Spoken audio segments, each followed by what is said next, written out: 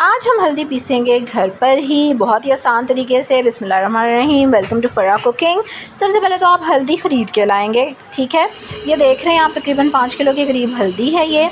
इसको हमने धो लेना है। धोने का तरीका क्या है कि अच्छे से आप इसको मल के धोएंगे, बहुत मिट्टी होती है इसमें। उसके बाद आपने इसको उबाल लेना है, मतलब एक उबाल आएगा, 2 उबाल आएंगे तो चूल्हा बंद कर देना है। उसके बाद आपने उसको इस तरह से पीस लेना है चट्टू में डाल के, ठीक है, या मोटा मोटा आप उसको ग्राइंड कर लें इफ़ यू कैन। उसके लिए काटना पड़ेगा, मुझे तो ये इजी तरीका लगेगा था। छिलकों से मैं छीलने की ज़रूरत नहीं है, ठीक है। तो ये देखिए कितने अच्छे से ये पिस गई और क्या खूबसूरत इसका कलर है, ज़बरदस्त। उसकी खुशबू बहुत अच्छी लग रही होती है।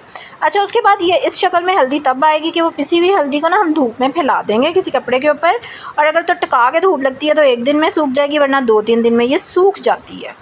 फिर आप उसको ग्राइंडर में डाल के पीस लेंगे और छान लेंगे तो ज़बरदस्त सा हल्दी पाउडर आपके पास रेडी हो जाएगा, जो कि हेल्दी भी होगा और पूरा साल आपका ये चल जाएगा आराम सुकून से, कोई इशू नहीं होता, ठीक है। तो इसलिए ज़रूर ट्राई करें हल्दी घर पे बनाने की। मसाले जितने भी हों आंखों के सामने पिसें तो ज़्यादा अच्छी बात है, रिलायबल जगह से लें।